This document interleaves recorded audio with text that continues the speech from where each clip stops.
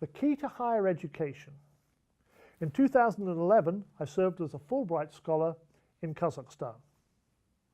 According to my friend and sometime interpreter Irina Velska, any foreign teacher should learn 3 Russian phrases before entering a university classroom in Kazakhstan. The first is "Где ключ?" Where is the key? The response is usually another question, "У кого ключ?" Who has the key? Which is generally followed by a third question, "Кто закрыл аудиторию вчера?" Who locked up the room yesterday? Only after the keeper of the keys is found can class begin. Teaching in Central Asia requires patience, flexibility, and knowledge of a labyrinthine university bureaucracy where responsibilities for keys, copying, repairs, and other services are ill-defined. Transactions such as signing out the key require at least a signature, if not a picture ID.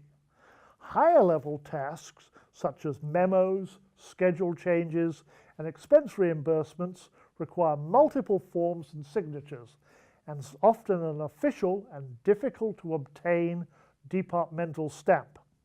That's assuming you can find the person authorized to use the stamp.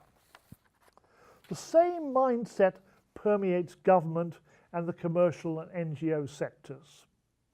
A business manager told me that she received a letter from the European Union, the EU, authorizing the transfer of funds for a media legal reform project. She took the letter to the bank, but it was not accepted because the signature did not contain a stamp. The EU project officer explained that the EU does not use stamps. The bank was not satisfied.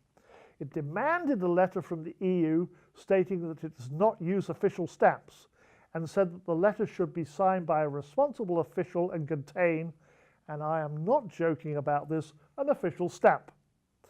Despite all the billboards and promotional campaigns proclaiming that Kazakhstan is open for business, Soviet-era traditions die hard. I was at Kazakh National University to conduct a curriculum development workshop for teachers and working journalists. The seminar room was set up in conference style with chairs and tables that could be moved. Its main limitation was a single electrical outlet. We ran several extension cords to laptops, but eventually our power demands overwhelmed the fragile system and the outlet failed. After several phone calls, a maintenance crew arrived. They said they could fix the outlet, but were reluctant to start work. "What's the problem?" Irina asked. They said they were assigned to another building on campus. They could do the repair, but we would have to pay them for the work. We refused and threatened to report them to the dean. By the next morning, they'd repaired the outlet, although they didn't clean up the mess on the floor. That must be somebody else's responsibility. The sign on the door stating that a workshop was in session did not deter casual visitors. Every 10 minutes or so, the door would open and a teacher or student would look around the room, nod in my direction, and then close the door. Occasionally people would walk in, sit in the outside circle of chairs, and leave after 20 or 30 minutes without explanation. By midweek, I noticed a pattern. The traffic was heavier just before coffee breaks, with the visitors grabbing tea, coffee, and snacks on their way out. A couple even signed the daily attendance sheet. Such distractions did not seem to bother the workshop participants, and they decided that they should not bother me.